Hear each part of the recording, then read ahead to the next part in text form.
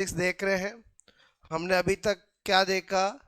3 content मैंने आपको पढ़ाया। एक मास डिफेक्ट द्रव्यमान क्षति, एक बाइंडिंग एनर्जी बंधन ऊर्जा, और बाइंडिंग एनर्जी पर न्यूक्लियन, जिससे हम ये चेक कर पा रहे थे कि कौन सा एलिमेंट रेडियो एक्टिव होगा और कौन सा नॉन रेडियो एक्टिव होगा। मतलब किसका न्यूक्लियस स्टेबल होगा या अनस्टेबल होगा, इसका डिटर्मिनेशन, इसका निर्धारण बाइंडिंग एनर्जी पर न्यूक्लियन से किया जाता है।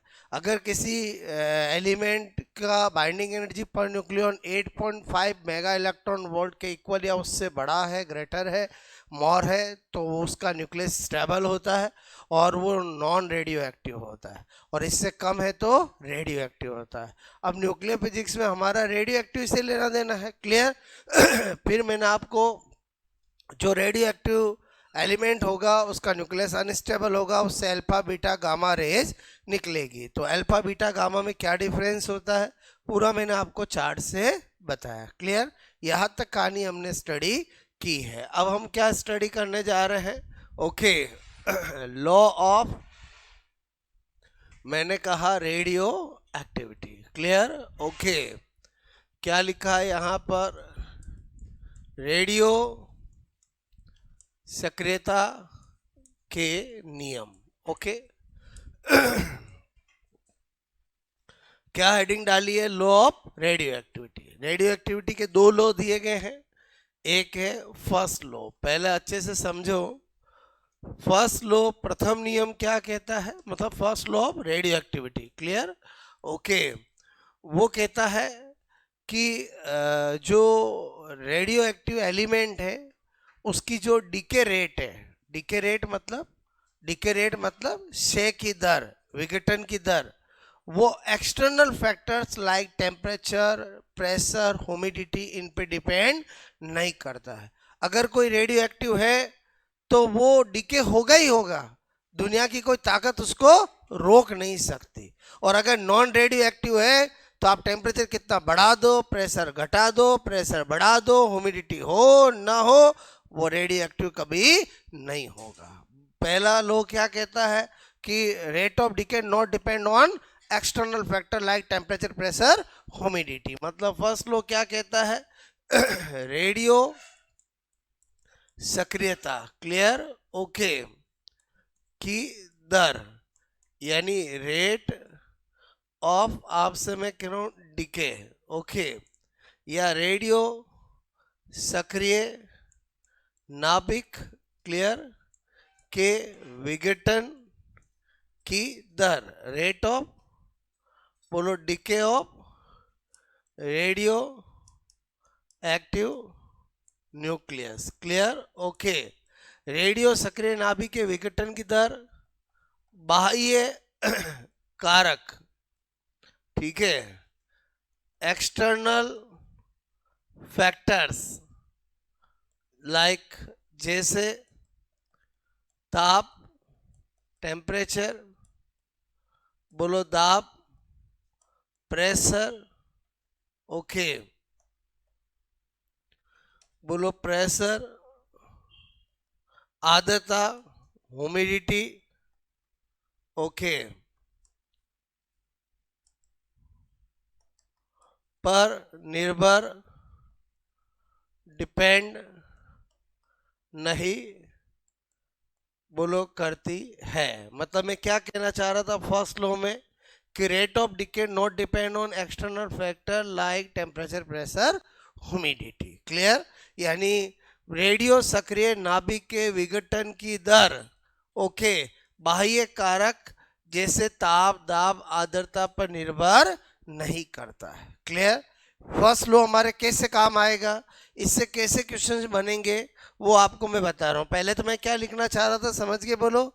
मेरे कहने का मतलब है rate of decay of radioactive, बोलो, nuclei not depend, okay, on external factors like temperature, pressure, humidity, okay, etcetera, okay.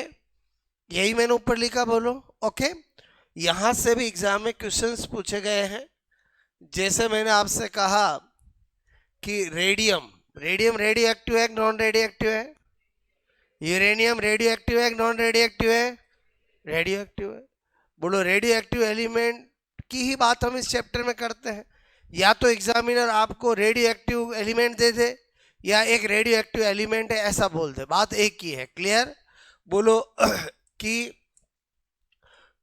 40 degree centigrade temperature okay पर विघटन की दर, rate of decay okay R1 है, तो बोलो 80 डिग्री सेंटीग्रेड टेम्परेचर करने पर, ठीक है, विघटन की दर, rate of decay,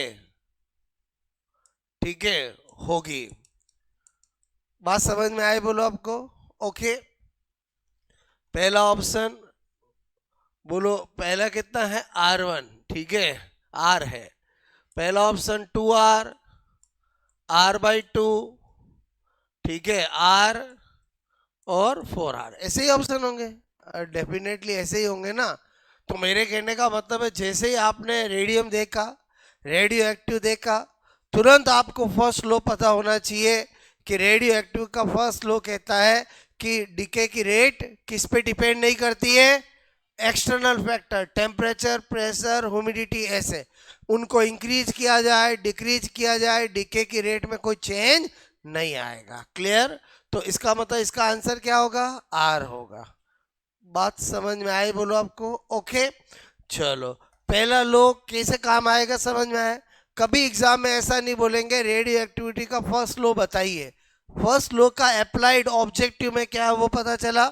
same question आपको मैं बोल दूं कि एक रेडियो एक्टिव एलिमेंट की डिके रेट इतनी है, बोलो इतने प्रेशर पर, तो इतने प्रेशर पे क्या होगी? जैसे सेम मैंने आपसे कहा कि क्वेश्चन नंबर 2 ले, ओके।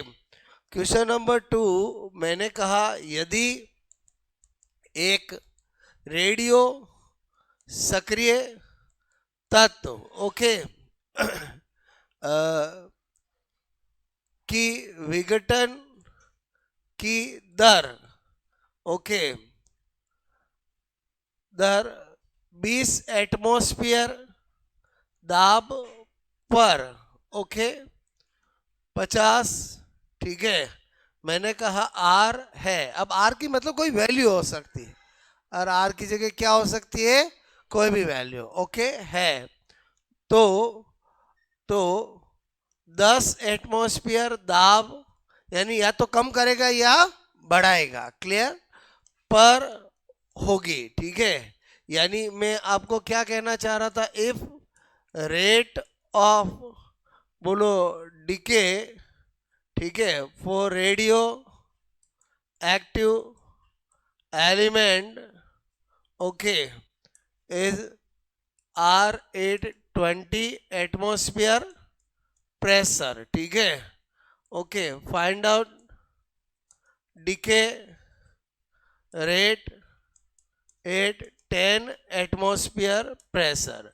बोलो अगेन, आपको लगेगा न्यूमेरिकल टाइप क्वेश्चन, लेकिन उसका आंसर 5 सेकंड में दिया जा सकता है। उसके लिए आपको फर्स्ट लो पता होना चाहिए। अगेन ऑप्शन क्या होगा? R, 2R, बोलो R/2, क्लियर, R/4, 4R, मतलब 4 ऑप्शन देगा। अगर मैं वैल्यू देता या कुछ भी, सपोज R का मैं 20 देता तो 10, 40, समझ गए बोलो आपको मैं? ओके। तो इसलिए मैं आर दे रहा हूँ, मतलब अपने आप समझ में आ गया होगा। तो आई थिंक बोलो फर्स्ट लो आपको समझ में आया बोलो? क्लियर? तो लोगों ने पूछा जब एक्सटर्नल फैक्टर पे डिके रेट डिपेंड नहीं करती है तो फिर डिपेंड करती किस पे है? तो वही क्या है? सेकंड लो है। 2 लो दिए गए हैं।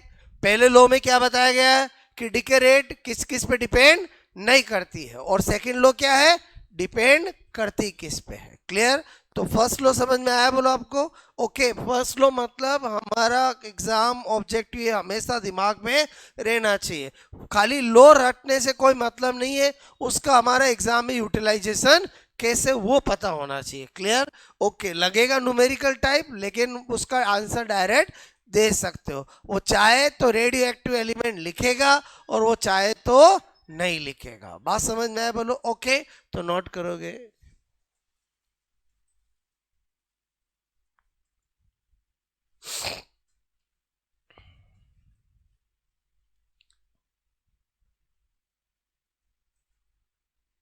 रेडियो सक्रिय नाभिक के विघटन की दर बाह्य कारक जैसे ताप, दाब, आर्द्रता पर निर्भर नहीं करता है। क्लियर?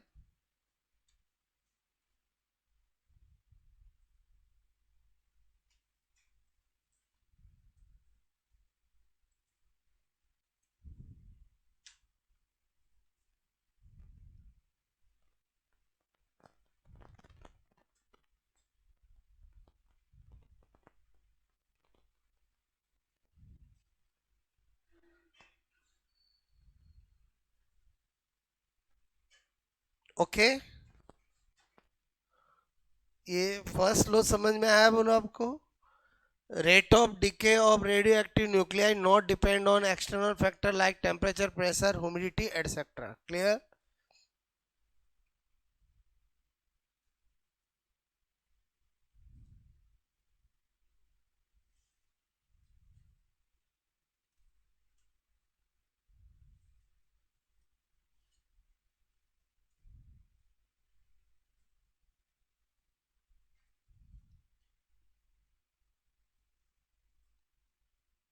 एक बार एटम बम छोड़ दिया, फिर चाहे बारिश हो, तूफान आए, कुछ भी आए, वो अपना इफेक्ट करके जितना उसको डिस्ट्रॉय करना है उतना वो करके रहेगा। बात समझ ना?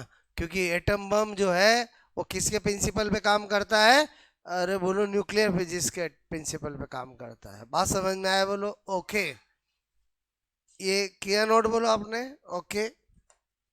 दो क्वेश्चन कराए, ये भी समझ गए? बोलो आपको। लिखो इंग्लिश में, समझ गए बोलो। अरे समझ गए? मैंने लिखा है इफ रेट ऑफ, ठीक है, rate of decay of radioactive clear nuclei is R at 40 degree centigrade temperature. Find out, ठीक है। बोलो rate of decay at 80 degree centigrade temperature. Okay, radium की 40 डिग्री सेंटीग्रेड पर विघटन की दर बोलो आर है, तो 80 डिग्री टेम्परेचर, ठीक है। ये क्या लिखा मैंने? बोलो ताप पर, ताप करने पर विघटन की दर होगी, ठीक है। ओके, इसमें हम कुछ सोल्व क्यों नहीं कर रहे हैं? सोल्व क्यों नहीं कर रहे हैं? समझ में आया? क्योंकि फर्स्ट लो ही ये कहता है कि rate of decay not depend on external factor, और उसका मीनिंग ये है कि टेम्परेचर बढ़ा दूं, टेम्परेचर घटा दूं, प्रेशर बढ़ा दूं, प्रेशर घटा दूं, ह्यूमिडिटी इंक्रीज कर दूं, डिक्रीज कर दूं, उस पर कोई डिपेंड नहीं करेगा। क्लियर? अगर वो रेडियो एक्टिव है तो उसका न्यूक्लियाई डिके होके रहेगा, बोलो रोक नहीं सकते। और अगर नहीं है, नॉन रेडियो एक्टिव है, आप टेम्परेचर कितना ही बढ़ा दो, प्रेशर घटा दो, उससे उसके रेडियो एक्टिव में बदलने वाला नहीं है। ये कहना चाहता है फर्स्ट लो। क्लियर? तो अब सेकंड लो क्यों आया कि भाई डिपेंड किस पे करता है, तो वो न्यूमेरिकली एक्सपेक्ट कौन बताएगा? सेकंड लो। ओके, तो दो क्वेश्चन मैंने कराया, हो गया ये नोट? बोलो ओके। जस्ट सैंपल के आर की जगह कोई वैल्यू हो सकते हैं, दो टेम्परेचर दिए जा सकते हैं। ओके,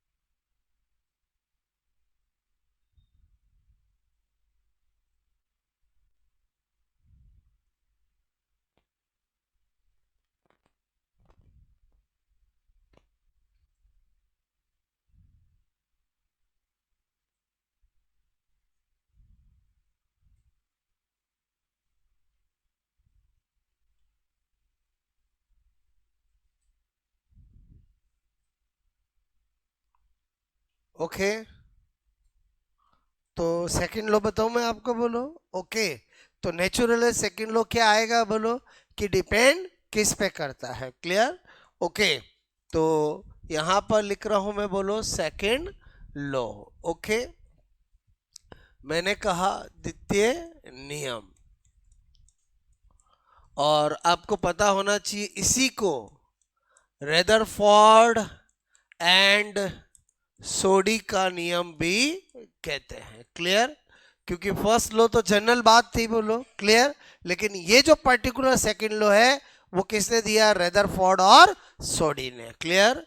तो क्या बता रहा हूं यहां पर, रेदरफोर्ड एंड, बोलो, सोडी लॉ।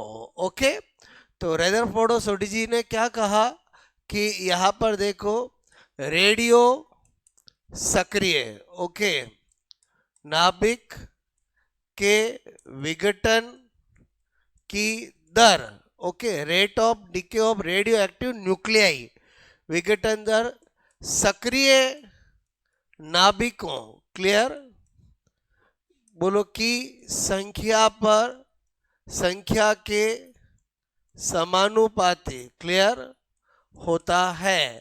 यानी जितने नंबर ऑफ एक्टिव न्यूक्लियाई होंगे उतनी क्या होगी, बोलो, रेट ऑफ डिके ज्यादा होगी। वापस समझना, सेकंड लॉ क्या कहता है? Rate of decay of radioactive nuclei, ठीक है, radioactive nuclei is directly proportional to number of active nuclei. ठीक है, बोलो, जो ऊपर मैंने लिखा है वो इंग्लिश में लिखा, बोलो, वापस ध्यान से समझना। सेकंड लॉ क्या कहता है कि रेडियो सक्रिय नाभिक के विघटन की दर, बोलो, आपको मैं कहूँ rate of decay of radioactive nuclei सक्रिय नाभिकों की संख्या के समानुपाती होता है, directly proportional to number of active nuclei, और किसी पे डिपेंड नहीं करता है। जितने एक्टिव न्यूक्लियाई होंगे तब तक डिके होता रहेगा। क्लियर? तो इसका मतलब ये हुआ, बोलो, इसका मतलब ये हुआ, यहां पर समझो कि अगर मैं यहां पर इसी को मैं न्यूमेरिकली लिखूं, क्लियर, तो क्या लिखूंगा? Minus d N upon d t. ये तो क्या है? डिके रेट है, बोलो। क्लियर? और शुरुआत में एक्टिव न्यूक्लियाई की संख्या ज्यादा होगी, धीरे धीरे कम होगी, तो इसका मतलब ये जो डिके रेट लिखी जाएगी उसको कैसे रिप्रेजेंट किया जाएगा? Minus d N upon d t. Okay, is directly proportional to N, is directly proportional to N, क्योंकि एन क्या है? Number of active nuclei. Clear? फिर इसको हटाएंगे तो कोई कांस्टेंट लगाएंगे, तो यहां पर minus d N upon d t is equal to lambda N. Okay, और यहां जो लैम्डा है वो क्या है? क्षय नियतांक। बोले तो डिके कांस्टेंट। क्लियर? तो ये जो मैंने आपको बताया ये क्या है? सेकंड लॉ है। बात समझ में है? इसका मतलब हुआ सेकंड लॉ ने हमें क्या बात बताई कि रेडियो एक्टिव एलिमेंट की डिके की रेट किस पे डिपेंड करती है? Only and only number of active nuclei, और किसी पे नहीं। ना टेम्परेचर, ना प्रेशर, ना ह्यूमिडिटी, ना पीएच, ना एक्सटर्नल कोई भी फैक्टर किसी पे डिपेंड नहीं करती है। केवल किस पे डिपेंड करती है? Number of active nuclei. इसका मतलब मुझे अगर थ्योरेटिकल क्वेश्चन पूछा जाए कि रेडियो सक्रिय तत्व के नाभिक के विघटन की दर किस पे निर्भर करती है? पहला ऑप्शन टेम्परेचर, दूसरा प्रेशर, तीसरा सक्रिय नाभिकों की संख्या, चौथा ऑल, तो भी हमारा आंसर क्या होगा?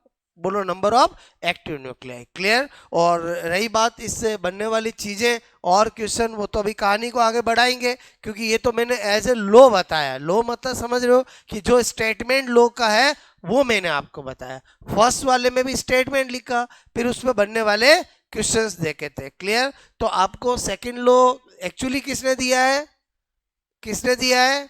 रेदरफोर्ड और सोडी ने। क्लियर? इसलिए अपन ने सेकंड लॉ के साथ क्या नाम लिख दिया? रेदरफोर्ड सोडी लॉ। रेदरफोर्ड सोडी लो। और फर्स्ट लो ऐसा किसी ने नहीं दिया है, क्योंकि वो एक जनरल बात है कि भाई किस पे डिपेंड नहीं करता, एक्सटर्नल फैक्टर पे डिपेंड नहीं करता। और उसको हम व्यवहारिक तरीके भी समझ सकते हैं कि जो एटम बम में नाम सुना आपने, बोलो अरे एटम बम का नाम सुना नहीं सुना, बोलो बात समझ। जिस कंट्री के पास जितने एटम बम ज्यादा होते हैं उस वो कंट्री उतनी क्या होती है, बोलो वॉर पॉइंट ऑफ व्यू से, युद्ध पॉइंट ऑफ व्यू से क्या होती है, मजबूत होती है। दुनिया में सबसे ज्यादा एटम बम किसके पास है? फर्स्ट रूस के पास, सेकंड अमेरिका के पास। क्लियर? और हमारे भारत के पास पाकिस्तान से भी कम है। बोलो मैं क्या बोल रहा हूँ, सही बता रहा हूँ? बोलो एक ही उनके पास है, जिसकी वजह से वो बार बार थोड़ी सी बोलो ऐसा गर्म होते हैं, बाकी उनके पास कुछ भी नहीं है। क्लियर? लेकिन जिस कंट्री के पास एटम बम का पावर ज्यादा होगा, न्यूक्लियर पावर ज्यादा होगा, वो कंट्री युद्ध में सबसे ज्यादा शक्तिशाली होगी। क्लियर? तो इसीलिए रूस जो है, बोलो वो उसके पास सबसे ज्यादा एटम बम है। और सब सेकंड नंबर किसके पास है? अमेरिका के पास। क्लियर? तो यहाँ पर मैं क्या बात बताना चाह रहा था, समझ में आया? बोलो। इसी कहानी को आगे बढ़ाऊंगा, पहले एक बार ये नोट करो।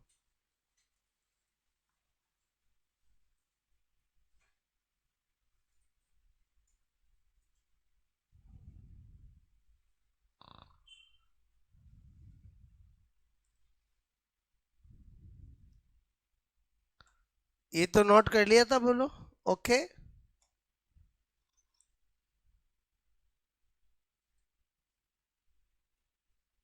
जो मैंने हिंदी में लिखा वही मैंने वापस इंग्लिश में लिखा। अरे एक ही चीज लिखी है मैंने। क्लियर? समझ गए? बोलो। हिंदी में क्या लिखा था? रेडियो सक्रिय नाभिक के विघटन की दर सक्रिय नाभिकों की संख्या के समानुपाती होता है। वही मैंने लिखा कि according to this law, rate of decay of radioactive nuclei is directly proportional to number of active nuclei. और इसी को मैंने न्यूमेरिकली यहाँ पर लिखा। इट मीन्स अर्थात, clear? Okay, minus d N upon d t is directly proportional to N.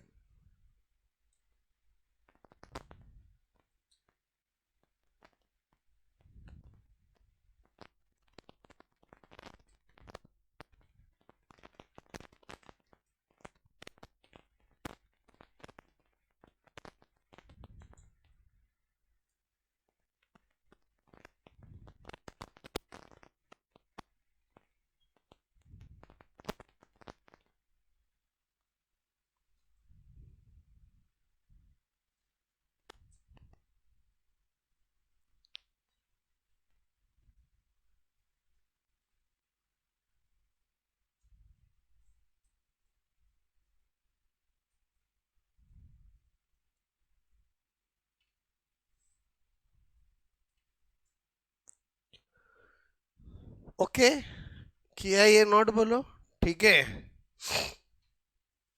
हो गया ये नोट?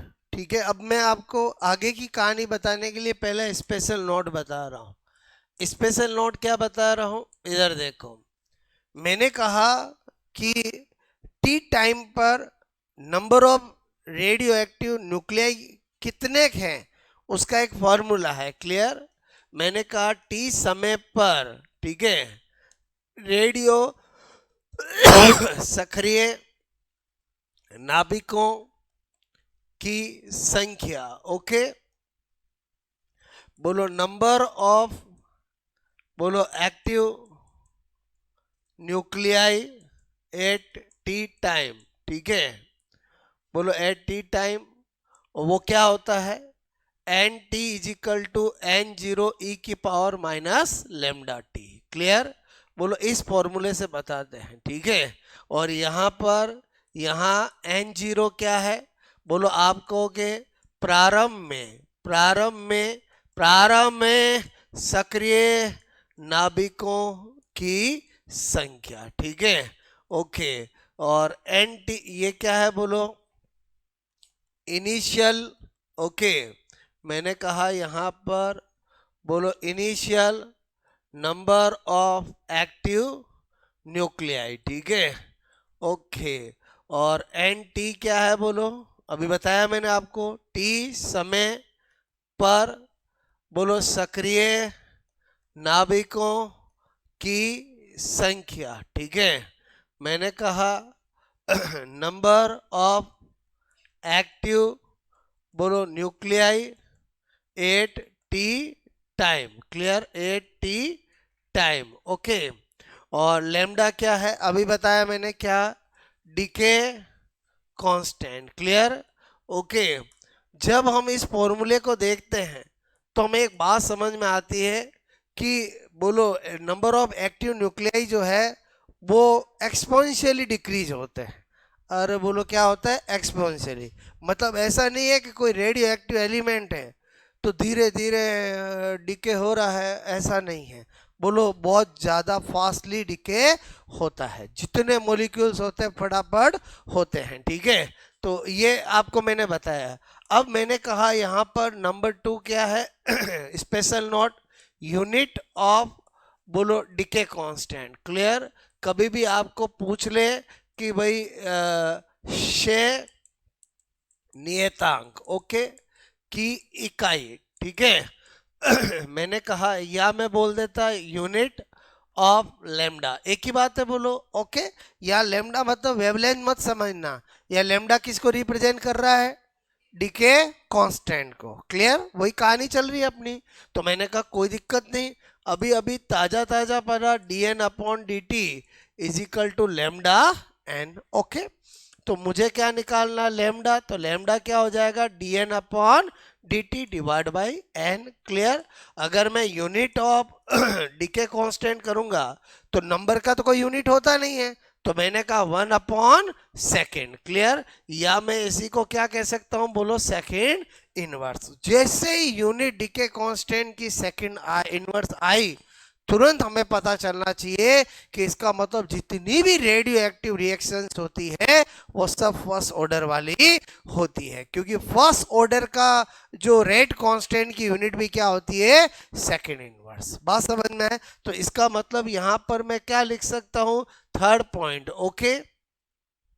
थर्ड पॉइंट क्या लिख रहा हूं कि सभी रेडियो, बोलो सक्रिय अभिक्रियाएं, ठीक है, अभिक्रियाएं, अभिक्रियाएं, अभिक्रियाएं फर्स्ट कोटि, क्लियर, बोलो फर्स्ट ऑर्डर, ठीक है, फर्स्ट ऑर्डर की होती है। मतलब मैं क्या कहना चाह रहा हूं, बोलो example of all radio active reactions, clear, बोलो कैसी होती है, फर्स्ट ऑर्डर रिएक्शंस, क्लियर, समझ आओगे बोलो आपको, ओके। तो ये हमें कैसे पता चला, क्योंकि जो फर्स्ट ऑर्डर की रिएक्शन होती है उनका भी रेट कांस्टेंट की यूनिट क्या होती है, सेकेंड इनवर्स। और यहां पर रेडियो एक्टिव पढ़ रहे हैं तो यहां पर भी यूनिट क्या आई है, सेकेंड इनवर्स, क्लियर। ये तीन बातें मैंने आपको बताई, बात समझ में है। अब मैंने कहा कि अगर कोई रेडियो एक्टिव एलिमेंट है तो उसका हाफ लाइफ टाइम भी निकालना आना चाहिए, एवरेज टाइम भी निकालना आना चाहिए। हाफ लाइफ टाइम का मतलब क्या है, हमें बैठे बैठे कैलकुलेट करना। अगर किसी की हाफ लाइफ टाइम पता है कि भाई कितने टाइम बाद उसके, बोलो रेडियो एक्टिव न्यूक्लियाई की संख्या ओरिजिनल प्रारंभ से, इनिशियल से आधी हो जाएगी, और बोलो उसी को क्या कहते हैं, हाफ लाइफ टाइम, क्लियर। तो ये तीन स्पेशल नोट मैंने बताए।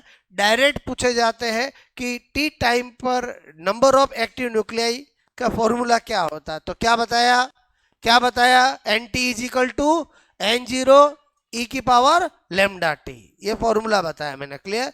और इससे हमें क्या पता चला कि नंबर ऑफ एक्टिव न्यूक्लियाई समय के साथ घटते हैं कि बढ़ते हैं, घटते हैं, नेगेटिव आ रहा, बोलो क्लियर, ओके। और धीरे धीरे घटते हैं कि एक्सपोनेंशियली घटते हैं, एक्सपोनेंशियली घटते हैं, चर घातांक के रूप से घटते हैं, बात समझ लो ना, ओके। तो नोट करोगे।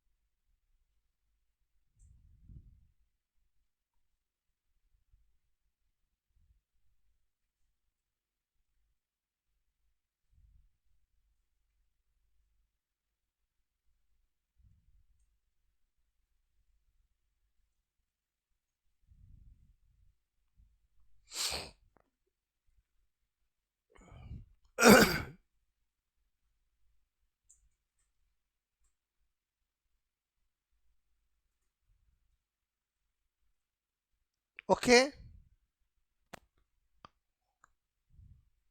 3 स्पेशल नोट बताए। डायरेक्ट क्वेश्चन आते हैं। आपको पूछा कि रेडियो एक्टिव एलिमेंट की डीके कांस्टेंट की यूनिट क्या होती। 4 ऑप्शन होंगे, बोलो क्लियर। तो आपको पता होना चाहिए सेकंड इनवर्स होगी। कैसे निकाल सकते हैं, मैंने आपको बताया। आपको पूछा जाए रेडियो एक्टिव एलिमेंट, बोलो रेडियो एक्टिव रिएक्शंस किस ऑर्डर की होती है। ऑप्शन दे दिया 0 order, first order, second order. तो आपको पता होना चाहिए फर्स्ट ऑर्डर की होती है। Clear, okay. Okay, first special note note किया आपने, बोलो ठीक है।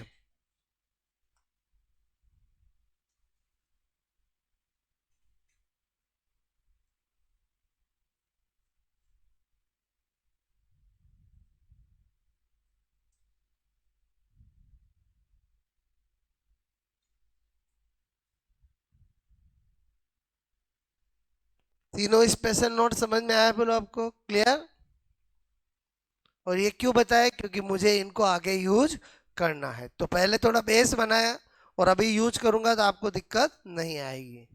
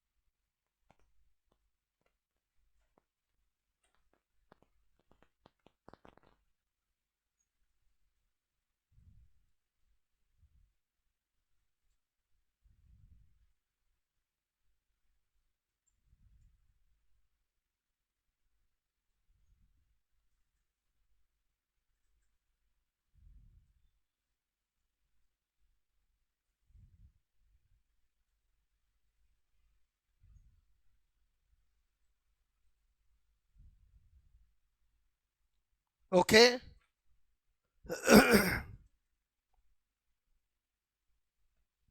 सभी रेडियो सक्रिय अभिक्रियाएं प्रथम कोटि फर्स्ट ऑर्डर की होती है। यही चीज मैंने इंग्लिश में लिखा आपको कि example of all radio active reactions, बोलो किसका एग्जाम्पल होते हैं, फर्स्ट ऑर्डर रिएक्शन। ओके,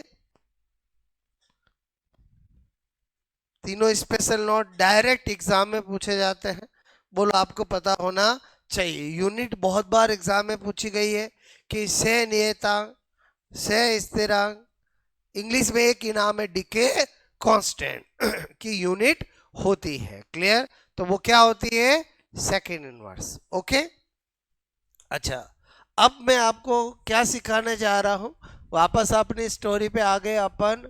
मैंने कहा रेडियो, बोलो सक्रिय तत्व का अर्ध आयु काल। Okay, half life time of radioactive nuclei. Okay, या रेडियो एक्टिव एलिमेंट, कुछ भी लिख दूं, एक ही बात है, ठीक है। ओके, ये कंटेंट मुझे आपको पढ़ाना है। यहां पर फिजिक्स में हाफ लाइफ टाइम को कैपिटल टी से रिप्रेजेंट किया जाता है, जबकि केमिस्ट्री में टी हाफ से रिप्रेजेंट किया जाता है। एक ही बात है, केमिस्ट्री में हाफ लाइफ टाइम को किससे लिखते हैं, टी हाफ से। फिजिक्स में किससे लिखते हैं, कैपिटल टी से। बात एक ही है। वापस सुनो मैं क्या बताना चाह रहा हूँ। केमिस्ट्री में भी हम केमिकल काइनेटिक एक टॉपिक पढ़ते हैं, तो उसमें तो हम 0 order, first order, second order सारी पढ़ते हैं। बट हम जब रेडियो एक्टिविटी पढ़ते हैं, न्यूक्लियर फिजिक्स पढ़ते हैं, तो उसमें तो ओनली फर्स्ट ऑर्डर की बात करेंगे, क्योंकि रेडियो एक्टिव रिएक्शन होती किस ऑर्डर की है, फर्स्ट ऑर्डर की है। बात समझ में है। तो यहाँ पर फिजिक्स में हाफ लाइफ टाइम को किससे रिप्रेजेंट किया जाता है, कैपिटल सी से। और केमिस्ट्री में किससे रिप्रेजेंट करते हैं, टी हाफ से। मीनिंग सेम है कि बोलो यहाँ पर अगर मैं बोलूँ हाफ लाइफ टाइम क्या होता है, तो वह टाइम जिस पर रेडियो एक्टिव न्यूक्लियाई का नंबर अपने ओरिजिनल से 50% बोलो हो जाता है। क्लियर, यानी 50% ही क्या हो जाता है, बोलो उसी को कहते हैं। तो इसका मतलब हुआ कि अगर मुझे पता है कि radio active reaction first order की होती है तो मेरा काम बहुत आसान हो गया, क्योंकि हाफ लाइफ टाइम का फॉर्मूला फिक्स होता है 0.693 divide by lambda.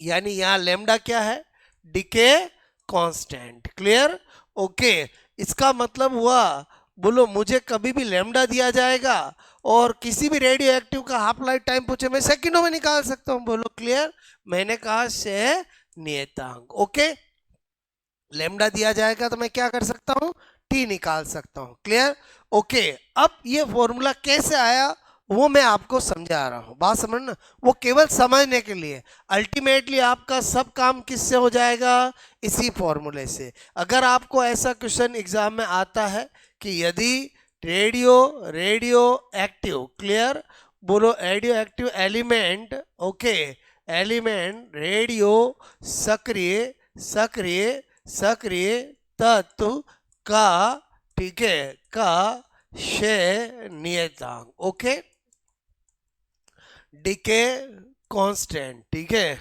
Decay constant 6.93 second inverse है, तो उसका हाफ लाइफ टाइम, ओके, अर्ध आयु काल होगा। बताओ, लेमडा दिया होगा और टी पूछेंगे half life time, half life time देके लेमडा, दो ही तो क्वेश्चन बन सकते हैं, और तीसरा ये फॉर्मूला डायरेक्ट पूछा जा सकता है। क्लियर, तो उस क्वेश्चन करने में तो 1% दिक्कत नहीं आएगी। गिवन क्या है, अरे क्या दिया हुआ है, लेमडा कितना दे रखा है 6.93। क्लियर, और मुझे क्या निकालना, हाफ लाइफ टाइम, फॉर्मूला क्या है 0.693 6.93। क्लियर, बोलो ये लो पहले फॉर्मूला लिख दिया। क्लियर, तो लेमडा की वैल्यू लिखूंगा, क्या लिखूंगा 6.93। अब पॉइंट को कट करना है, बोलो क्लियर। तो बोलो वैसे तो बहुत सारे तरीके हैं, कभी गलत नहीं करना हो तो सबसे बेस्ट तरीका कभी गलत नहीं होगा। बोलो इसको भी पॉइंट हटा दिया और यहां से भी पॉइंट हटा दिया। क्लियर, कट कट कट, बोलो 10 की पावर -1 या मैं बोलूँ तो 0.1। और समझे, बाकी तो यहाँ एक जीरो एक्स्ट्रा कट के मतलब बहुत सारे तरीके हैं, बट इस वाले तरीके से कभी गलत नहीं होगा। बात समझ में है? तो इसका मतलब हुआ कि इस क्वेश्चन के अंदर अगर मुझे ऑप्शन मिलेंगे तो ऐसे ही मिलेंगे, 0.1 सेकेंड, बोलो 0.01 सेकेंड, बोलो और 10 सेकेंड। बताओ ऐसे ही ऑप्शन मिलेंगे ना, बात समझ में? तो इसका मतलब हुआ कि अगर मुझे रेडियो एक्टिव न्यूक्लियस की हाफ लाइफ टाइम का कोई भी क्वेश्चन करना हो, वो तो मेरे 5 से 10 सेकंड का काम है। ये कैसे आया वो मैं आपको यहाँ पर बता रहा हूँ। ऐसे बंद क्यों कर रहा हूँ, खाली एक बार समझने के लिए, ठीक है भाई। मैंने अभी आपको बोला था कि किसी भी समय number of radioactive nuclei का नंबर किस फॉर्मूले से बताया जाता है, इसी से बताया जाता है। अरे NT = N0 e की पावर लेमडा टी बताया मैंने आपको। ओके, अब मैं आपसे कहूं इफ यदि इस टी की जगह टी मतलब हाफ लाइफ टाइम करूं तो बताओ आप क्या करोगे, देन NT कितना हो जाएगा, N0/2। यही हाफ लाइफ टाइम का मतलब होता है कि बोलो वह टाइम जब जब जब 50% डिके हो जाए। बात समझ में है? तो 50% हो जाए मतलब पहले N0 था तो हाफ लाइफ टाइम की टाइम कितना हो जाएगा, N0/2 N0/2 यही होगा। बोलो ओके, चलो यहां पर रख देते हैं। यहां अगर मैं N0/2 करता हूं तो बताओ यहां पर क्या करूंगा, कैपिटल टी लिखूंगा। क्लियर, बोलो N0 से N0 कट हो गया। क्लियर, इधर क्या बचा, हाफ, इधर क्या बचा, e की पावर लेमडा टी। ठीक है, मैथ्स कहता है दोनों तरफ सेम छेड़छाड़ कर सकते हैं। अगर मैंने इधर log e किया है, ठीक है, तो बोलो इधर भी क्या कर सकता हूं, बोलो log e कर सकता हूं। बोलो क्लियर, ओके, कर सकता हूं कि नहीं कर सकता हूं, वापस हटाऊं तो पहले वाला आ जाएगा। बोलो ओके, अच्छा मैंने कहा इसको मैं सोल्व करूं तो ये अगर मैंने log e 1/2 लिखा, क्लियर, तो यहाँ तो लेमडा टी आ जाएगा क्योंकि जो बेस और वो सेम होता है उसका तो क्या हो जाता है, 1 हो जाता है, और पावर का आ जाएगी आगे। क्लियर। अब मुझे ये बोलो ई पसंद नहीं है, मुझे log की वैल्यू पता होती है। क्लियर। तो आपको पता होना चाहिए कि log e is equal to 2.303 क्या होता है, log होता है। अगर मैं इसको किससे मल्टीप्लाई कर दूं, 2.303 से, बोलो 2.303 थे, तो ये किस में बदल जाएगा, बोलो लॉग में। क्लियर। बोलो लैम्डा टी। ठीक है, यहां तक कोई दिक्कत नहीं, बोलो ओके। बोलो 2.30 को वापस खा जाऊं तो क्या आ जाएगा, log ई आ जाएगा। क्लियर। एक एक स्टेप बता रहा हूं, ध्यान से समझना। अब मैंने कहा कि बोलो 2.303 ए अपॉन बी वाला केस है, तो कैसे होगा, log 1 minus log 2, okay, is equal to lambda t. बात समझ में आए। बोलो ये मैंने क्या बताया कि जब भी log a अपॉन बी हो उसको सोल्व कैसे किया जाता है, log a minus log b, ये फॉर्मूले से। ठीक है। अच्छा, अब चूंकि हम जानते हैं log 1 की वैल्यू क्या होती है, 0। log 1 की वैल्यू क्या होती है, 0। ओके। और मैंने कहा log 2 की वैल्यू होती है 0.3010। क्लियर। ये चीज फिक्स है। बोलो log की हर वैल्यू क्या है, फिक्स है। क्लियर। तो यहां पर चलो रखते हैं इस, ये 0 को इससे मल्टीप्लाई करूंगा कोई मतलब ही नहीं है, इसको इससे मल्टीप्लाई करूंगा तो क्या आएगा, 2। मैंने कहा 2.303, बोलो minus 0.3010 is equal to lambda T. Clear. तो ये तो मल्टीप्लाई होगा, तो माइनस 0.693, इसको इसको मल्टीप्लाई करते तो कितना आता है, 0.693 लेमडा टी। बताओ नेगेटिव नेगेटिव हट जाएगा, बोलो ओके। तो वो आ गया जिसका इंतजार था, 0.693 डिवाइड बाय लेमडा, और यही मैंने लिखा था। बोलो क्लियर। तो इसका मतलब ये मैं कहां से लेके आया, इस फॉर्मूले से लेके आया, ये केवल समझने के लिए। क्लियर। बोलो हमारे ऑब्जेक्टिव में तो काम की चीज ये है। मैंने फिर भी आपको क्यों बताया, ताकि आपको पता चले कि ये फॉर्मूला कहाँ काम आता है। अरे समझे समझे, बोलो क्लियर। ओके। और ये मेरे बताने का पर्पस क्या है, ये वाला क्वेश्चन अगर एग्जामिनर कभी पूछ ले, और पूछा गया है, बोलो आपको यहां पर पूछ ले रेडियो एक्टिव, बोलो आपसे एलिमेंट, क्लियर, ओके, का हाफ लाइफ टाइम, ठीक है, का फॉर्मूला फॉर्मूला ठीक है, बोलो होता है, पहले बताओ क्वेश्चन समझ गए, बोलो रेडियो सक्रिय तत्व का अर्धायु काल का फॉर्मूला होता है, फॉर्मूला ऑफ रेडियो एक्टिव, बोलो एलिमेंट। ठीक है। पहला ऑप्शन, बोलो 0.693 डिवाइड बाय लेमडा। दूसरा ऑप्शन यहाँ पर 2.303, बोलो log 2 डिवाइड बाय लेमडा। तीसरा ऑप्शन, बोलो log E 2 divide by lambda. चौथा ऑप्शन, क्लियर, बोलो चौथा ऑप्शन ऑल। ओके। अब बताओ जिसने रट रखा होगा उसका दिमाग ही नहीं चलेगा। मैं क्या बताना चाह रहा हूँ समझ में आया। पहले बताओ तीनों ऑप्शन सेम है कि अलग है, बोलो। अरे सेम है कि अलग है, सेम है। क्योंकि आपको पता चला कि जब हम डेरिवेशन करते हैं, जब हम इसको निकालते हैं, तो बताओ इसी के से तो ये लाए हैं अपन। अरे log 2 की वैल्यू रखी तभी तो ये आया था, और ये 2.303 कैसे गायब हो गया, यहाँ पर क्या कर दिया, ई कर दिया। तो तीनों सेम है कि अलग है, बोलो। मैं क्या बताना चाह रहा था समझ में आया। कहीं ना कहीं अगर कोई चीज काम की होगी तो ही मैं बताता हूँ। बोलो ये कैसे काम आया, समझ में आया। मतलब ये डेरिवेशन हमें कहीं नहीं करना है, बट इससे हमें एक फीलिंग समझ में आई कि ये जो चीज है, बोलो ये जो चीज है, मतलब ये जो मैंने अभी आपको क्वेश्चन कराया, ये तीनों क्या है, सेम है। क्लियर। क्योंकि अगर मैं इसको ई को हटाऊं तो बताओ 2.303, अरे log 2 डिवाइड बाय लेमडा करूंगा नहीं रहूंगा। अगर log 2 की वैल्यू रखूंगा तो पहले वाला आएगा, बोलो। तो तीनों क्या है, सेम है। बोलो कुछ बात समझ में आई, बोलो। और अदरवाइज क्या होगा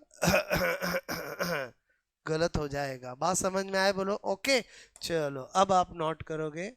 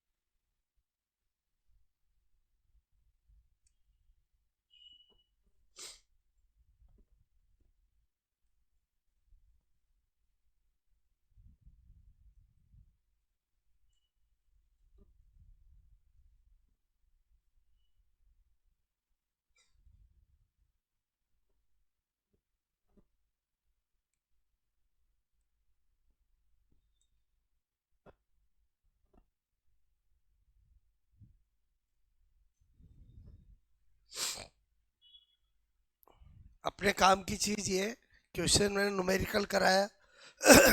बोलो बात समझ में है? कि काम तो अगर ये पता होगा तो हम न्यूमेरिकल क्वेश्चन तो 5 से 10 सेकंड में कर लेंगे। ओके, फिर भी मैंने आपको पूरा डेरिवेशन बताया, जिससे हमें पता चला कि इसके और भी रूप बनाए जा सकते हैं। ठीक है, ये क्वेश्चन समझ में आया? बोलो। If decay constant of radioactive element is this one, find out half life time. Clear? यदि रेडियो सक्रिय तत्व के क्षय नियतांक इतना है तो उसका अर्धायु काल होगा। ठीक है,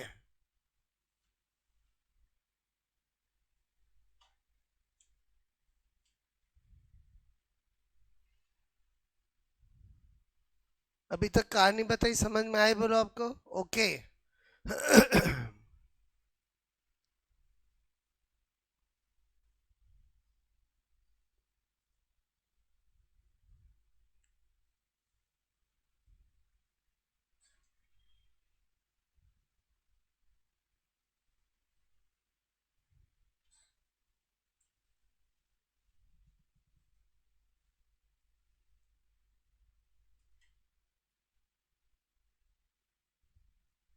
ओके, हटा दो।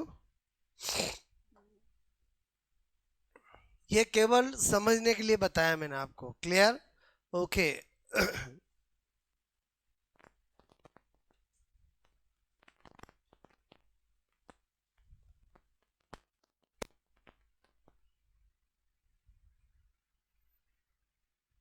एक बार देखना फिर नहीं देखना, इसलिए कोष्टक में बंद किया। ठीक है, और बाद में रिविजन करो, अच्छा नहीं लगे तो क्रॉस भी कर सकते हो। मैं क्या बोल रहा हूँ बात समझ में आए? बोलो। ओके।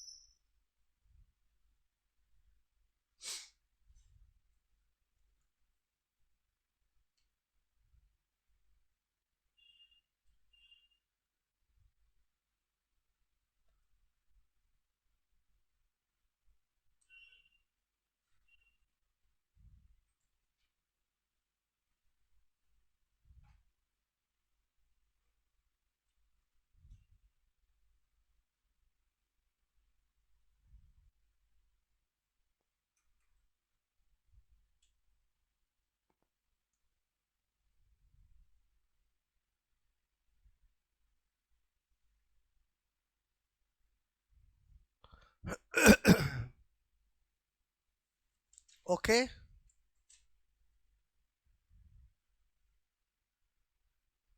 ये केवल समझने के लिए हमारे ऑब्जेक्टिव का काम तो इससे हो जाएगा। क्लियर? इसीलिए मैंने पहले अतवाद क्वेश्चन कराया, ताकि आपको पता चले कि अगर लैम्डा दे तो मैं टी तो वैसे ही निकाल लूंगा। क्लियर? फिर भी मैंने आपको ये निकाल के बताया कि ताकि आपको ध्यान रहे। क्लियर?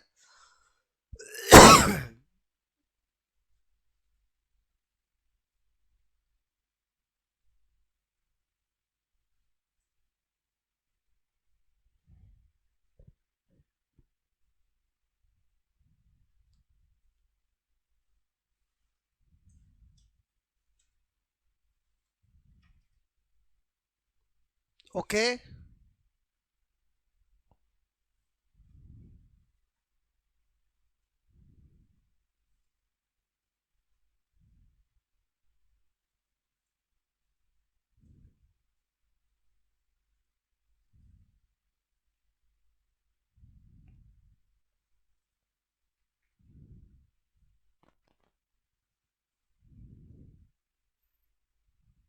हो गया?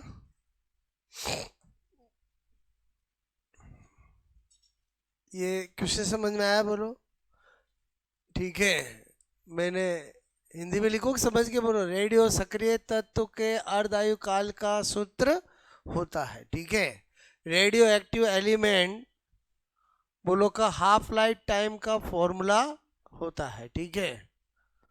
तो यहाँ पर आंसर ऑल क्यों हुआ समझ में आया? क्योंकि तीनों सेम है। ओके? आपको आपको आपको मैं कहूँ, ठीक है, इनमें से कौन सा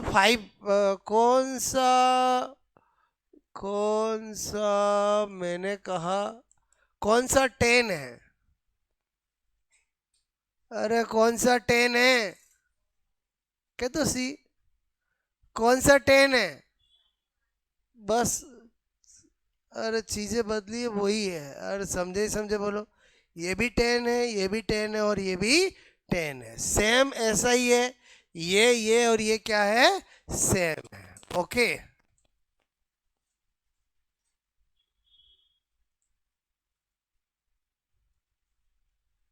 क्योंकि बहुत से बार बहुत सारे स्टूडेंट कहते हैं ये क्यों नहीं, ये तो है ही है ना। अरे भाई ये तो है ही है, बट एग्जाम में ये करेगा ये करेगा बोलो। और ये करेगा ना, क्योंकि ये तीनों ही यही है। अरे समझे समझे बोलो। क्लियर? हाफ लाइफ टाइम समझ में आया? बोलो। ऐसे ही एक होता है एवरेज टाइम। अब क्या बता रहा हूं? Average time. क्लियर? हटा दूं मैं? बोलो। ओके? मैंने कहा औसत आयु काल। ठीक है? Okay? Average time period, average time period. Okay? तो इसको इसको हम टी ए से रिप्रेजेंट कर रहे हैं। हाफ लाइफ टाइम को किससे रिप्रेजेंट कर रहे थे? कैपिटल टी से। क्लियर? ओके? टी ए का मतलब ए फॉर एवरेज। तो अब ये क्या होता है, इधर देखो। मैंने कहा शेर नियतांक, ओके, बोलो के व्युत्क्रम, व्युत्क्रम को मैंने कहा औसत, बोलो माध्य। औसत लिखूं माध्य लिखूं एक ही बात है। आयु काल कहते हैं। मतलब मैं क्या लिख सकता हूं? टी ए क्या होता है इंग्लिश में लिखूं तो इनवर्स, इनवर्स ऑफ डिके। अरे inverse of decay constant. Clear? Half life average time period is inverse of decay constant. तो इस डेफिनेशन को देखते हुए इट मींस अगर मैं लिखूंगा तो t a equal to formula क्या बनेगा? 1/लैम्डा। और बोलो अगर मुझे डिके कांस्टेंट मिल जाए तो मैं हाफ लाइफ टाइम भी निकाल सकता हूं और मैं एवरेज टाइम भी निकाल सकता हूं। क्लियर? बोलो मैंने क्या बोला? अगर हमें डिके कांस्टेंट मिल जाए तो किसी रेडियो एक्टिव एलिमेंट का क्या निकाल सकता हूं? हाफ लाइफ टाइम भी निकाल सकता हूं और एवरेज टाइम भी निकाल सकता हूं। क्लियर? तो दो चीजें मैंने बताई। तो अब हमें क्या देखना पड़ेगा यहाँ पर? Relation between, okay, T and T A. Okay? यानी अर्ध आयु काल, ओके, तथा माध्य, आयु, काल। क्लियर? बोलो में संबंध। ठीक है, ओके, कोई दिक्कत नहीं। इधर देखो, मतलब अभी तक जो मैंने बताया वो सब यहां पर आ जाएगा। कैसे? बोलो आपका t इज इक्वल टू क्या है? 0.693 डिवाइड बाय लेमडा। ओके, बोलो t A is equal to क्या है? 1 डिवाइड बाय लेमडा। ओके, अब मुझे किस में रिलेशन निकालना है? इसमें और इसमें, और इसमें और इसमें। तो बहुत सारे तरीके हैं। बोलो मैं अगर यहाँ पर कर दूं टी अपॉन टी ए, तो यहाँ पर 0.693 divide by lambda, 1 divide by lambda, lambda lambda cut हो जाएगा। क्लियर? तो क्या आ जाएगा? बोलो t बराबर 0.693 into T A. Clear? Okay, या T A is equal to करूंगा तो t अपॉन 0.693। क्लियर? या क्लियर? ओके, क्या कर रहा हूं बोलो, ध्यान से समझना। ओके, मुझे एक बात बताओ, ये है 0.693, पॉइंट को हटाऊंगा तो ऊपर 1000 आएगा। अरे पॉइंट को हटाऊंगा तो ऊपर 1000 आएगा, और 1000 में 693 का डिवाइड करूंगा तो 1 पॉइंट समथिंग आएगा, तो वो आता है 1.44 इंटू टी। बताओ ये तीनों सेम है कि अलग है? बोलो सेम है। आपको टी दे तो टी ए निकाल सकते हो, टी दे तो टी ए निकाल सकते हो। ये तीनों में से कुछ भी ऑप्शन में मिले, तीनों ही रिलेशन है, और तीनों ही क्या है? रिलेशन। और हमें एक भी याद करने की जरूरत नहीं है। हमें अगर ये दोनों याद है, अरे ये दोनों याद है, तो हम कभी भी कुछ भी कर सकते हैं। मतलब एक्चुअली हमें याद होना चाहिए ये और ये, बाकी सब काम किया जा सकता है।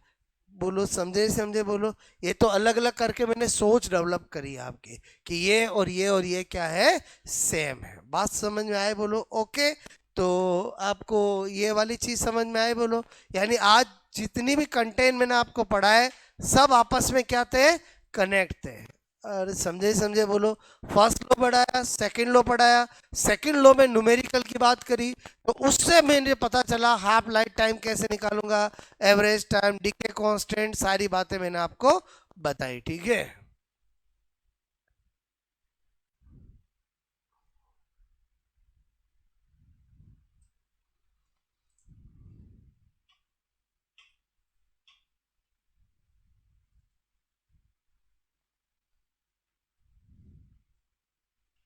ओके।